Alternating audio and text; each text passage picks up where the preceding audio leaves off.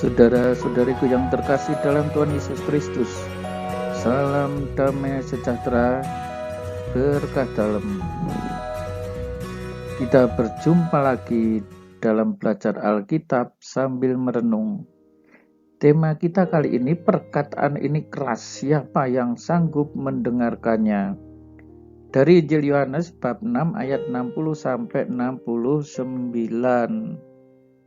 Baik saudara-saudari, jangan lupa untuk subscribe, bagikan kepada teman-teman dan keluarga dalam grup yang saudara ikuti. Dengan demikian saudara ikut mewartakan Injil. Sesudah mendengar semuanya itu, banyak dari murid-murid Yesus yang berkata, perkataan ini keras, siapa yang sanggup mendengarkannya? Nah, apa yang dimaksud mendengar semuanya itu? Nah, sebelumnya orang-orang itu berharap Yesus Mesias, Yesus pembebas, Yesus yang memberi kesejahteraan jasmani rohani, tetapi mereka lebih berpikir pada hal-hal yang sifatnya jasmani. Maka ketika Yesus mengatakan, akulah roti hidup, barang siapa makan tubuhku, minum darahku dan seterusnya, itu dianggap perkataan yang keras. Siapa yang sanggup mendengarkannya? Dan ini yang mengatakan perkataan ini keras siapa ya? Para murid itu sendiri. Siapa yang sanggup dari antara kita untuk mendengar seperti itu?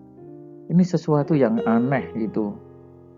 Ya, tetapi harus kita ketahui, justru itulah yang dimaksudkan oleh Yesus. Dalam dirinya itu ada roh dan kehidupan.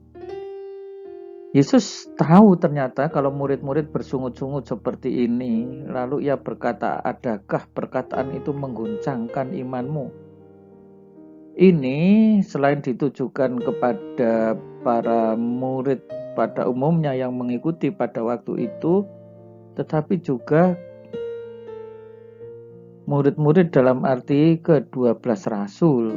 Ya, jadi memang apa yang dikatakan oleh Yesus ini membuat iman para murid goncang. Ya, nanti pada akhirnya Yudas terguncang juga. Petrus sempat hampir terguncang, ya, tetapi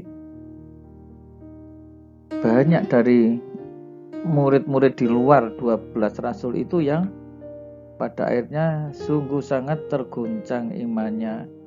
Nah, saudara-saudari, seringkali kan kita pun juga mengalami ini ya, perkataan ini keras, sehingga iman kita goncang. Pada masa kini pun seperti itu. Ajaran gereja Katolik itu keras. Ajaran gereja Katolik itu terlalu kaku. Ajaran gereja Katolik itu ya boleh dikatakan kolot. Sehingga ketika ada masalah ini itu maunya kita sebagai murid, sebagai umat, ya gereja itu yang mengikuti saya. Bukan saya yang mengikuti gereja. Lah ini kacau kalau sudah seperti ini. Tetapi tidak memungkinkan kalau gereja itu mengikuti setiap orang. Nah, saudara-saudariku, seringkali karena tidak mungkinlah gereja ikut orang, kemauan orang per orang, lalu ya banyak juga yang pada akhirnya terguncang imannya. Bagaimanakah jikalau kamu melihat anak manusia naik ke tempat di mana ia sebelumnya berada? Ya harus dipertimbangkanlah, ikut Yesus. Yesus berasal dari surga, turun dari surga. Nah, itu termasuk juga perkataan yang keras. Nah, tetapi bagaimana coba kalau kita ternyata melihat keselamatan dari Yesus seperti itu? Apakah kita akan terguncang imannya? Ya mestinya kita semakin teguh.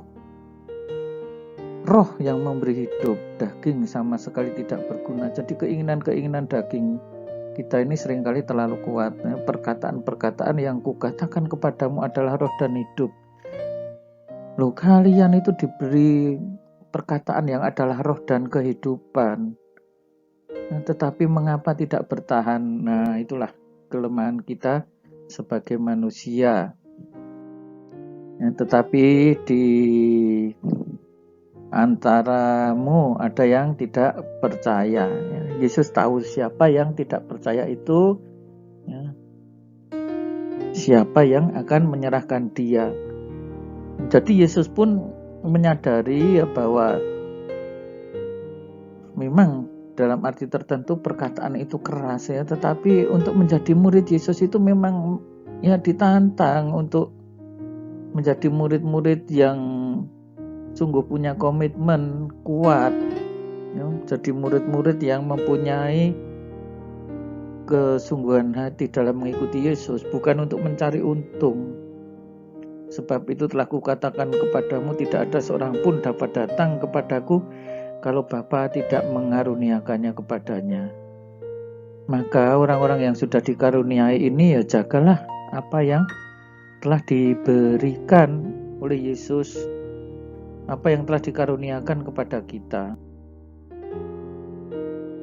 Mulai dari waktu itu banyak murid-muridnya mengundurkan diri dan tidak mengikuti dia. Nah, saudara-saudari yang terkasih, ini terjadi sampai zaman kini, sampai masa kini. Banyak murid yang tidak mengikuti Yesus, mengundurkan diri dengan berbagai macam alasan. Ya, ada yang alasannya romonya jelei lah, romonya enggak menarik. Ada lagi yang mengatakan romonya kalau khotbah kayak gitu. Ada yang mengatakan romo pun juga manusia. Ada yang tidak suka dengan temannya, sesama Katolik. Lalu yang ditinggalkan Yesus. Kan lucu. Ada yang tidak suka dengan ketua lingkungan, yang ditinggalkan Yesus. Ada yang, ya saya kira banyak ya. Ada yang tidak suka kepada prodiakon, yang ditinggalkan Yesus. Ada yang gagal di dalam pernikahan, yang ditinggalkan Yesus. Nah, ini menurut saya orang-orang seperti ini hanya mencari alasan saja. Ya, karena banyak yang sebenarnya menyadari romonya kayak begitu, tapi saya tetap ikut Yesus. Saya bukan ikut romo, tetapi saya ikut Yesus. Saya tidak ikut pastor, tetapi ikut Yesus. Saya tidak ikut ketua lingkungan, tetapi saya ikut Yesus. Ya. Apa yang disabdakan Yesus adalah roh dan kehidupan. Ya. Saya tidak ikut tetanggaku, tetapi saya ikut Yesus. Ada yang mengungkapkan alasan aneh, itu tetanggaku orang Katolik pun juga selingkuh, lalu dia tidak mau lagi jadi Katolik. Aneh juga. Dan biasanya orang-orang yang meninggalkan Yesus dengan alasan-alasan seperti itu, kehidupan selanjutnya tidak pernah akan lebih baik. Karena apa? Sebenarnya itu hanya alasan untuk meninggalkan Yesus. Coba saudara-saudari, di masa kini itu masih ada.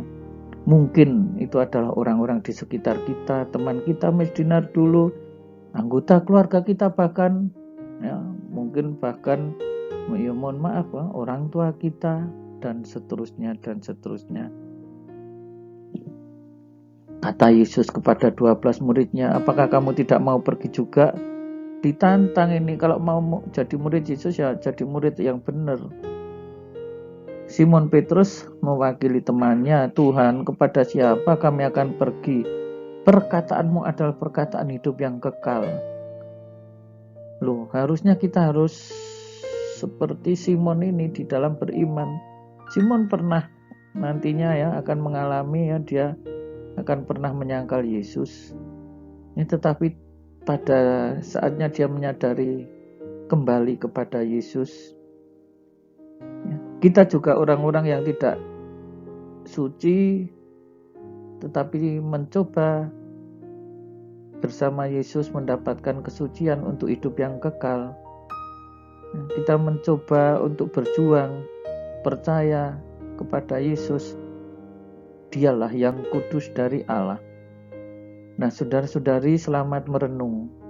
Ya, di masa kini pun di tetangga kita seperti itu. Orang-orang di sekitar kita masih ada yang seperti itu. Kita lihat apakah hidup akan menjadi lebih baik kalau meninggalkan Yesus, kalau mengundurkan diri.